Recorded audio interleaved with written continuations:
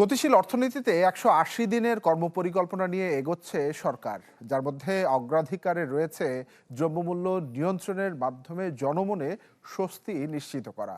এছাড়া জ্বালানির নিরবিচ্ছিন্ন সরবরাহের মাধ্যমে ব্যবসার পরিবেশ উন্নয়নে কাজ করবে সরকার, যেখানে নতুন বিনিয়োগ সহায়ক হবে কর্মসংস্থান তৈরিতে।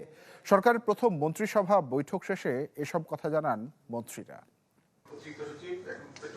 নতুন সরকারের প্রথম মন্ত্রিসভার বৈঠক অনুষ্ঠিত হয় বুধবার। বিনিয়োগ বাড়ানো, কর্মসংস্থান সৃষ্টি সহ অর্থনীতির গতি ফেরাতে আলোচনা হয় ১৮০ দিনের কর্মপরিকল্পনা নিয়ে। পরে সাংবাদিকদের সাথে কথা বলেন মন্ত্রীরা, জানান জনজীবনের স্বস্তি সরকারের মূল লক্ষ্য। শর্ট টার্মে ১৮০ দিনের জন্য বিএনপির একটা প্ল্যান আছে, যেটা তার আগেই তৈরি করা ছিল, সেটা আরেকটু রিফাইন করে জনগণের সামনে খুব দ্রুতই প্রেজেন্ট করা হবে, যাতে জনগণ বোঝে ইমিডিয়েটলি সরকার কি করতে যাচ্ছে। কোনো মন্ত্রিপরিষদের সদস্যকে যাতে কেউ ব্যবহার করে কোনো ধরনের দুর্নীতির জায়গায় কেউ আশ্রয় নিতে না পারে, সে ব্যাপারে প্রত্যেককে সতর্ক থাকতে বলেছেন। মন্ত্রীরা জানান জ্বালানির নিরবচ্ছিন্ন যোগানে জোর দিয়েছেন প্রধানমন্ত্রী। অর্থমন্ত্রী জানান অনিয়ম দুর্নীতিতে ধসে যাওয়া রাষ্ট্রীয় প্রতিষ্ঠান ঠিক করতে জোর দেওয়া হচ্ছে স্বচ্ছতা ও জবাবদিহিতা নিশ্চিতে। তিনি বলেন, পৃষ্ঠপোষকতার নয়, অর্থনীতি হবে গণমানুষের। প্রতিষ্ঠানগুলোকে ঢেলে সাজাতে হবে এবং এগুলোকে প্রফেশনালি তৈরি করতে হবে, স্বচ্ছতা আনতে হবে কাজের মধ্যে।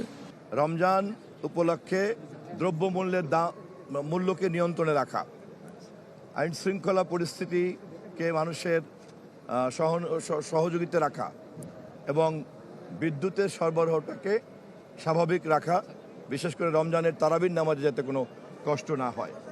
এলডিসি থেকে উত্তরণ পেছাতে উদ্যোগের কথা জানান বাণিজ্যমন্ত্রী। বলেন, পর্যাপ্ত রয়েছে নিত্যপণ্যের যোগান, রমজানে দাম বাড়ার কোনো শঙ্কা নেই। বাজার সিন্ডিকেট নিয়ন্ত্রণে কঠোর হওয়ার কথাও বলেন তিনি। আমাদের হাতে যে পরিমাণ মজুদ আছে, বাজারে যে পরিমাণ পণ্য আছে, বিশেষ করে রোজায় যেগুলির ভোগ বেড়ে যায় সেগুলির, সেই হিসাবে আমরা দেখছি যে আমরা কমফোর্টেবল পজিশনে আছি। আমি কোনো সাউন্ড বাইট দিব না, আমরা ইনশাল্লাহ কাজ করে দেখাবো। নতুন বিনিয়োগ বৃদ্ধি ও ব্যবসার পরিবেশ উন্নয়নে সব অংশীজনদের নিয়ে কাজ করার কথাও বলেন বাণিজ্যমন্ত্রী। ইমদাদ হক, চ্যানেল 24, ঢাকা।